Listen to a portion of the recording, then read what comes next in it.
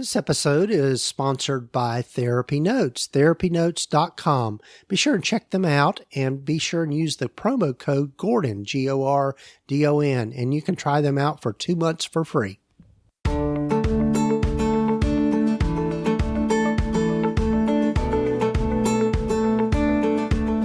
Over 15 years ago, when I started my private practice, I had to learn a lot, and most of it the hard way, and I don't think you need to do the same. Hi, I'm Gordon Brewer, a licensed psychotherapist, and welcome to the Practice of Therapy podcast, part of the Psychcraft network of podcasts. Join me in this journey of discovery as we have conversations with other leaders and professionals in both the mental and allied health fields. Join us as we explore both the business and clinical sides of running a private practice.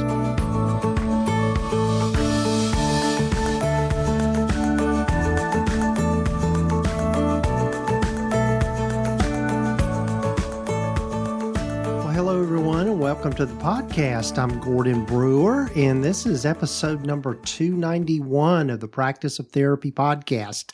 And if this is your first time joining us, glad you found us. And if you're coming back for more, glad you're back and hope you've taken time to follow or subscribe to the podcast wherever you might be listening to it. So our guest today is no stranger to this podcast. I went back and looked, and Avivit Fisher has been on 2 other times, and that's episode number 212 and 241. I believe I got that correct, but Avivit is the person behind Red Strategy, and in getting to know Avivit over the last few years, Avivit has a great story and just how she got into this whole marketing kind of world with private practices. She's not a therapist herself, but because of her own passion and her own life experiences, she recognized that there was a huge need for helping therapists make it easier for potential clients or potential patients to be able to find the right therapist. And so that's kind of her story in a nutshell. But anyway, in today's episode, we talk about making that transition from insurance-based to private pay. And I think there's for some therapists, there's a lot of good reasons for that. Others, there's not. I don't lean one way or the other. I think everybody needs to find what works best for them in their practice. I know in my own practice, I am insurance-based, and my main reason for being that way is just knowing the demographics of the area in which I live. And so that's what we talk about to some degree today, but really just how you can make that transition and how you can, if you want to make the move from being insurance-based or getting off some insurance pedals, what that can look like for you. So I'm so glad to have Avivit back with me on the podcast. So before we get to my conversation with Avivit, one of the things I'd like to invite you to do is go over and check out more of the podcasts on the Psychcraft network. One of the things that I did last year is I started the network, and we're growing and having a lot of great other like-minded podcasters joining the network, and there's a lot of great shows over there or podcasts for you to listen to. So I'm just going to put in that little plug there. If you'll go over to psychcraftnetwork.com, you can find out more about the other great podcasters there. And also, I want to put in a little quick plug for my friend Whitney Owens. Again, she's part of the Psychcraft network with the Wise Practice podcast.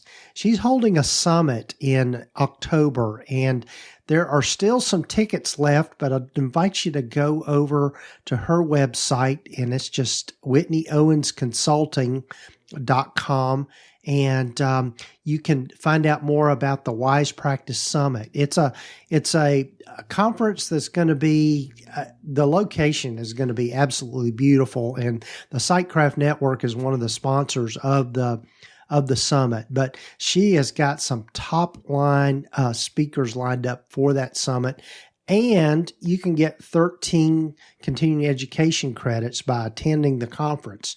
So go over and check it out. Go to WhitneyOwens.com. I said that incorrectly before. It's not Whitney Owens Consulting, but WhitneyOwens.com. And you'll see links there to find out more about the summit. Again, I'll be there.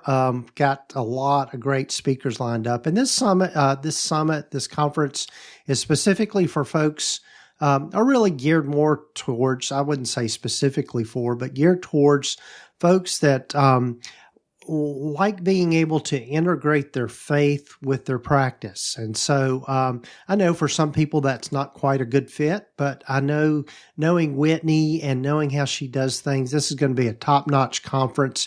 And also it's just going to be it's going to be a lot of fun.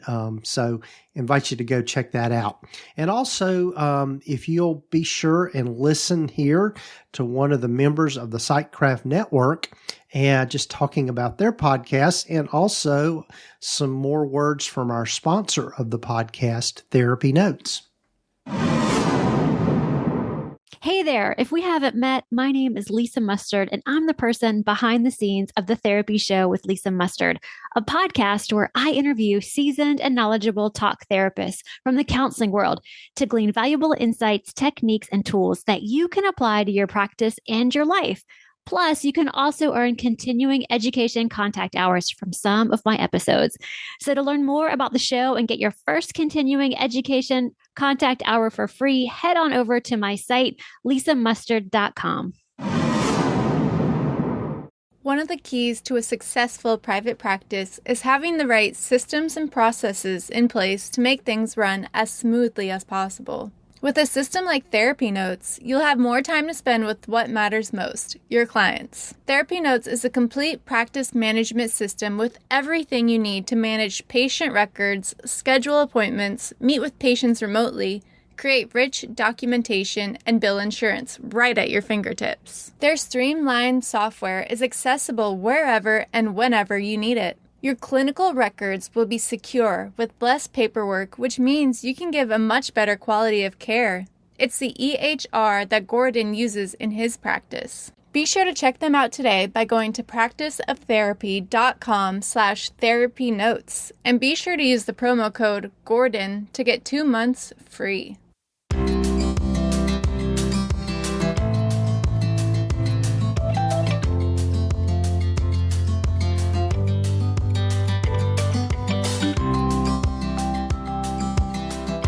Well, hello, folks, and welcome again to the podcast. And I'm so happy to have back with me Avivit Fisher. Welcome back, Avivit.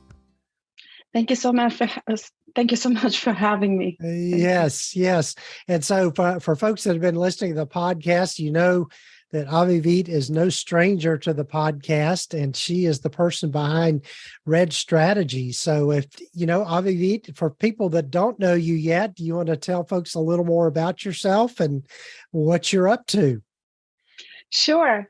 So I'm the founder of Red Strategy. It's a marketing consultancy for therapists in private practice. And what I do is I work as a marketing coach with practitioners who are starting and building and growing their private pay practices.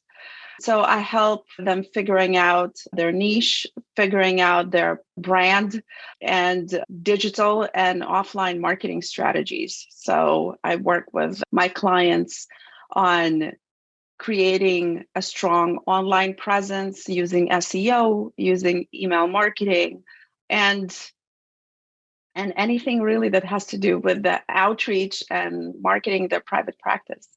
Yes. And I know it's, in particular, and I know we're going to talk about this more for folks that have a private pay practice, marketing becomes real important as far as making sure you've got that flow of referrals and you have folks contacting you. So, yeah. So one of the things, one question maybe for you, Avivit, is if someone is thinking about maybe they're insurance based and they want to make the transition to private pay, what are the things that they should be focusing on around all of that? Right. And actually, I've worked with quite a few people who are making this transition. It's not an easy transition because you're so used to generating leads through insurance companies. And so it becomes a bit of a shock to you when you understand that clients just don't trickle your way when you're not paneled with insurance anymore. So the most important thing that I would say is understanding that you have to market your services for people to get to know about them and people to find you. And the second thing that I would say is you need to really do a good job in establishing your fees, in understanding your fees. And because then it becomes really, it's a different ball game because insurances have a ceiling to how much they would pay for therapy, obviously. And here you have freedom, and this freedom sometimes scares therapists and makes them feel uncomfortable. So really understanding how many clients you would like to see a week and figuring out if your fees can support that. Right, right. Yeah, as I like to say, you kind of have to work backwards of figuring out what each session's going to bring in for you, and then looking at your costs and your expenses and what's it going to leave you in the end, so to speak, the profit of the practice. Of course, I'm a big proponent of profit first, which we won't go down. That's a whole other topic in and of itself. But so, I think one of the things, I know one of the questions that probably a lot of people would have is if, as they make that transition from being on insurance panels to totally private pay. And I've thought about it a lot myself. I'm an insurance-based practice, and there are plenty of days when, you think, okay, this would be so much easier if I didn't have to deal with insurance panels. But with some of the pushback that I think a lot of people have is that they're worried about not getting the clients, because one of the first things a lot of people ask when they're seeking a therapist is, do you take my insurance? And so being able to address that from a marketing standpoint. So, I mean, what are you learning about that, and what do you find are the good strategies around that? That's a very good question. And actually, I wrote a little bit about this transition, and specifically touching on communication with existing clients, because just because you're transitioning from insurance to private pay doesn't necessarily mean that you're going to lose your insurance clients. So it's very important to plan your conversation with clients and really, address the objections in a constructive way. So if somebody's objections are regarding not being able to take their insurance, you might want to address it by answering with the benefits of being an out-of-network client. So in terms of, I think there are benefits in terms of privacy. I think there are benefits in terms of disclosure of treatment and stuff like that. There's another element to that, is that quite a few people have a very good out-of-network benefits. So, and they don't know that. So I think it's up to therapists to explain it to them, to explain that it doesn't mean that they have to pay for the treatment 100%, that some of it might be covered by insurance with out-of-network plans, and even go so far as to maybe give a little bit of direction of how to talk to insurance companies and so on. Yeah. It's almost, from what I know so far and just talking with lots of people, it is a lot. It's almost as much work getting off of panels as it is getting on panels. From what I understand about it all. Yeah. So, I think you're right. You have to be clear about what you're offering people so that they see it as a benefit for going with a private pay therapist versus a hindrance or that sort of thing. And I think you're right. One approach is to look at this whole idea of having to give people a diagnosis, and that being something that insurance companies require, and just the whole privacy part of it. Right. And also, you don't have to transition cold turkey. You can start, if you are taking insurance, you can allocate a certain number of your clients to insurance and certain number of your clients that you would like to accept private pay. It's your practice. You can do what you decide is best for you. Right. So, and in terms of onboarding new clients, this is when it becomes very, I would say, it needs to be very purposeful in how you market to potential clients. Right, right. Yeah, I love that idea of really maybe having kind of sometimes referred to as a hybrid practice, Right. of looking at, and I would say that my practice is that way. We have quite a number of private pay clients that come to us. We're not solely insurance.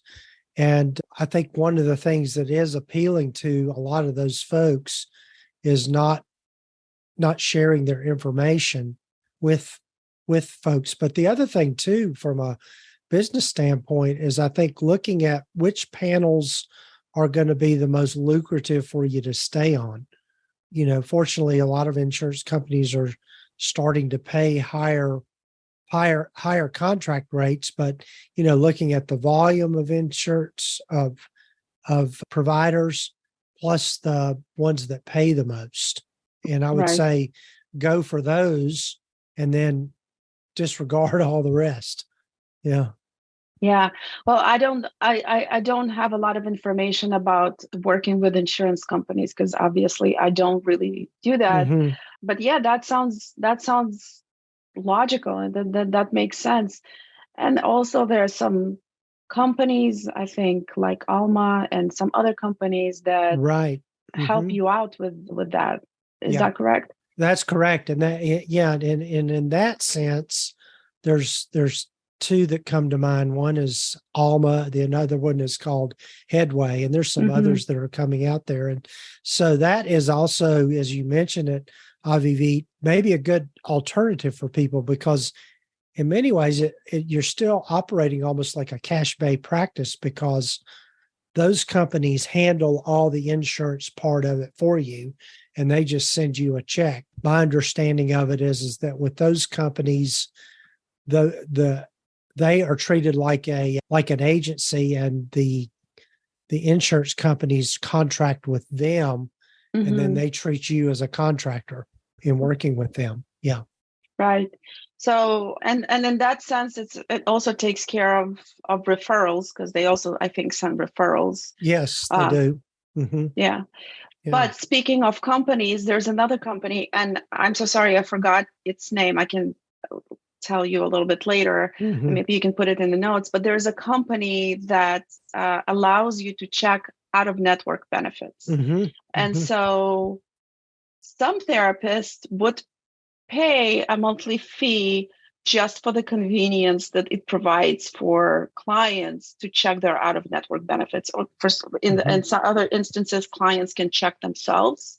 So that's another way of, offering service to show that you care, even though you are a private pay practice. Right. Yeah. And that's another great model to work under, I think, is using something like a super bill, as they refer to it, as we refer to it, where the client pays you your full service fee up front, and then they take the super bill and turn it into their insurance company and get whatever out of network benefits that the insurance company provides. Yeah, that's right. Yeah. Right. And so they reimburse the client for that, rather than you as the therapist having to play the middleman on all of that. That's right. But I'll tell you, not every client is aware of their out-of-network benefits. Right. And so then it becomes up to the therapist, I think, is to tell them that they should check it. They should, look into it. Yeah. So I know we were talking before we started recording, Avivit, you're putting together a course on just how to market, being a cash pay practice. So what are some of the highlights of that you want to share? Sure. So this is going to be a free mini course And it's called 5 Marketing Strategies for Building a Private Pay Practice. And it's really an overview of marketing fundamentals, I would say. So it will be talking about building a brand. It will be talking about creating an effective website, a website that serves as a marketing tool. It will be talking about leveraging your network, creating content, and so on. So it's an all-encompassing in terms of information, but it's an overview. So I will share with you the link, and hopefully your listeners will take advantage of it, because it's a free course. It has a lot of useful information in it. Right. Mm-hmm. Yeah. And I think that's, as we've talked about before on this podcast, I know even when you were here before, Avivit, the whole marketing piece is a thing that I think tends to be a little bit intimidating to therapists, and not something that we get any sort of training in when we're going through our training programs or our graduate school. So, I mean, it's really good information. And your newsletter, by the way, is one of the best. And so, yeah. So I appreciate you saying that. Thank you so much. Yeah. It's got some really good stuff in there. Just thinking about how do you market, and maybe some outside the box kind of ways of thinking about it. Right. So my newsletter, which is called Therapy Business Brief. So the idea for it came about because I would work with my clients, with my coaching clients, and then I would find some information in the news, and that would be like, oh, that's kind of connected to what we were talking about. That's kind of, there's an opportunity for you here. And I would send it to them. Mm-hmm. And I was thinking and then I thought to myself that I should really put it together, like this snapshot of mental health news, industry news that can actually be relevant to building a private practice, to highlight opportunities that are available and stuff like that. And then also mix my own insight and some marketing tips. So yeah, I'm very proud of it. I'm working on it very hard. Yes, so I know you do put a lot of work into it. I would imagine it takes up a lot of your time. Yeah, it does, but I love it. So. Right.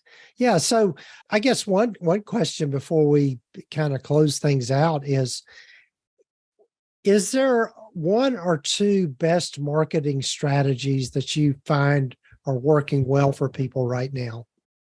The first marketing strategy is fundamentals, is really figuring out who your ideal client is. And so focusing on a niche. And that can be very uncomfortable for a lot of therapists, because you might feel that you're alienating some other people by focusing on a niche. But what it is really is that just opening a channel for people to come in the door for you. Mm-hmm. So it's very important, because people resonate with marketing that they can feel connected to. People like to be seen. People like to be understood.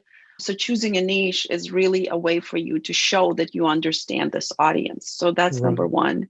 Mm-hmm. Number two is actually, I think digital presence is important and everything. But number two, I think that the most effective way is really leveraging your network, really establishing referral relationships in a strategic way. And I find that therapists have so many resources in terms of relationships, and unfortunately they don't really use them as much as they could be. So creating, for example, relationships with a practice whose services are complementing to yours. So for example, if you work with children, maybe working with establishing referral relationships with a practice that works with adults or couples, something like this. Then there are, establishing relationships with medical providers, maybe community organizations, religious organizations, anything that could help you support each other. So I would say that. Yeah. And I think that that kind of goes full circle back to why it's important to have a niche or niche, however we want to say that. Because if you think about it, when somebody is having trouble, or maybe there's another clinician or doctor that's wanting to refer to you, they're going to refer for a specific issue. I mean, it's just not like, oh, well, they need a counselor, but it might be that they're, struggling with anxiety or PTSD or, any number of specific issues. So in marketing a practice, I think it's important to put yourself out there as an expert in that particular issue. Right. And I'm sorry, with anxiety, that can affect so many different audiences, and anxiety for, a young mom looks very different than anxiety for a teenage boy. And so it's an important thing too, to distinguish between those two niches. Right. Yeah. And I think the other thing too, and, hopefully people have heard this before, but, here's an example I like to think about. I've got a good friend of mine who's a cardiologist. Yeah. But if something medical comes up, I will ask him because I know he has a broad knowledge besides just cardiology. And so, right. Yeah. And so I think in that way, people, even though you specialize or you have a niche, people will still come to you for help, even though they know it might not be specifically for that niche. Right. And by the way, having a relationship with a medical provider like a cardiologist might be very beneficial for referrals, because I'm sure that cardiologists, for example, see many people who have anxiety issues and so on. So yeah, there's another benefit to that. Right. And that's been my experience too, is just those relationships you build in the community are one of the best marketing tools of anything. I mean, shout out to my friend Keith, who's the cardiologist. I know Keith refers patients to me all the time, just because we have that relationship, and he knows what I'm like and understands how I operate and that kind of thing. And so it's a valuable marketing tactic. Right. So, I mean, it's not accidental. It needs to be cultivated, and it needs to be used strategically, I believe. Right. Well, Avivit, I want to be respectful of your time. What sort of parting thoughts do you have just around these topics? I think that the most important thing to remember is your goal in marketing is for people to get to know you, to get to like you, and to trust that you are the right fit for them, that you are the right therapist for them. And everything that you can do to create awareness about your services, to make yourself present in a way that you're likable to your audience, and to showcase your expertise in a way that evokes trust, would be your best strategy. Yeah, that old adage, no, let's see, how's it go? No, like, and trust. No, like, and trust. Yeah, I couldn't pull up the trust part, but yeah, no, like, and trust. That's very true. It's kind of, that's almost marketing 101. Exactly. Yeah. So, well, great. Well, again, we'll have links here in the show notes and the show summary for Avivit's free course, and you can check that out. And also you can find more about Avivit and her services at redstrategy.com, correct? Yes. Red with 2 Ds. Yes, that's right. Right. And again, that'll be in the show notes and show summary. So, well, Avivit, is good to reconnect, and hope to have you back again before too terribly long.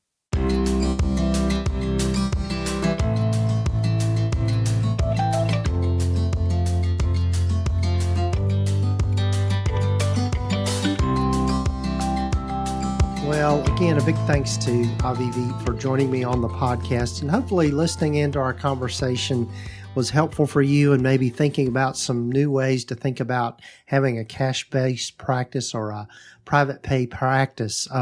Avivit is really passionate about this work, and be sure to check her out. And you can find out more about what all Avivit is got for folks over at Red Strategy, and that's REDD strategy. It's 2Ds strategy.com. And she's got some free guides. And as I mentioned, she has a great newsletter that she sends out, just looking at the different trends in our profession and, helping people navigate all of that. So I'm sure you'll be hearing more from Avivit and some more episodes in the future. So, and also be sure and go and check out the Wise Practice Summit. It's going to be a fun thing, and that's in October, and there's still some seats left, but I would say go in and grab yours now because it's going to be a fun summit. And you can also get the continuing education hours, but you can check it out at whitneyowens.com and find out more about that particular summit.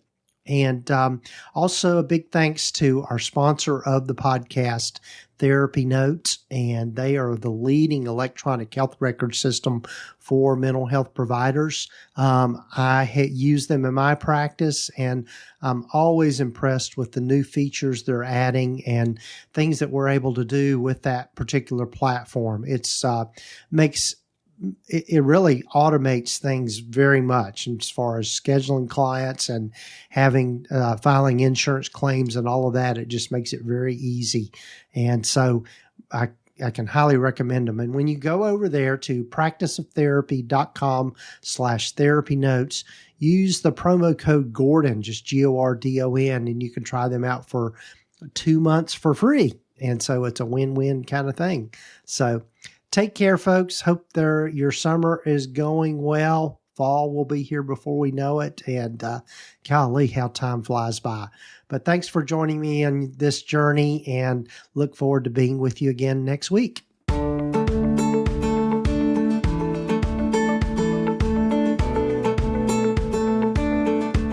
You've been listening to the Practice of Therapy podcast with Gordon Brewer, part of the PsychCraft network of podcasts. You can find out more about the other great podcasts in the network by visiting psychcraftnetwork.com. And if you haven't done so already, please visit us at practiceoftherapy.com and get your free private practice startup guide, along with a lot of other great resources and webinars and free things just by visiting. Also, be sure to follow us wherever you might be listening to your podcasts.